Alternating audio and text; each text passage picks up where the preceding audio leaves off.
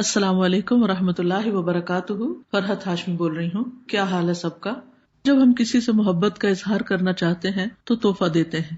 عام طور پر یہی سمجھا جاتا ہے کہ تحفہ کسی مادی چیز کا ہوتا ہے، لیکن بات یہ ہے کہ تحفے کی اور بھی اقسام ہوتی ہیں جو عام طور پر ہمارے ذہن میں نہیں ہوتی۔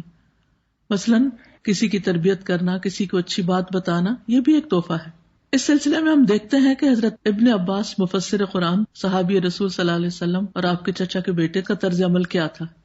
روایت میں آتا ہے عن ابن عباس رضی اللہ عنہ انہ قال لرجل الا اطرفک بحدیث تفرح به۔ ابن عباس نے ایک شخص سے کہا، کیا میں تمہیں ایک ایسی حدیث کا تحفہ نہ دوں جس سے تم خوش ہو جاؤ؟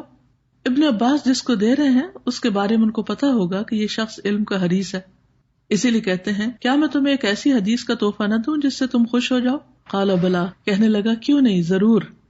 قال، ابن عباس کہتے ہیں اقرأ تبارک الذی بیدہ الملک، تبارک الذی بیدہ الملک پڑھا کرو، واحفظھا وعلمھا اہلک، اسے یاد کر لو، اسے اپنے اہل و عیال کو بھی سکھاؤ، وجمیع ولدک، اور اپنی ساری اولاد کو، وصبیان بیتک، اور اپنے گھر کے بچوں کو بھی، وجیرانک، اور اپنے ہمسایوں کو بھی، فإنها المنجیۃ، کیونکہ وہ نجات دلانے والی ہے، یعنی بچانے والی ہے، وہی المجادلۃ، اور وہ جھگڑنے والی ہے، تجادل او تخاصم، جو جھگڑا کرے گی، یوم القیامت، قیامت کے دن، عند ربہا، اپنے رب کے پاس، کس کے لیے جھگڑا کرے گی؟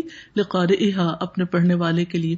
تو میری طرف سے بھی آپ سب کے لیے یہ تحفہ ہے کہ آپ سب سورۃ الملک کو یاد بھی کریں، خود بھی پڑھیں اور گھر والوں کو بھی سکھائیں۔ آپ سب کے لیے دعائیں اور نیک تمنائیں۔ السلام علیکم ورحمۃ اللہ وبرکاتہ۔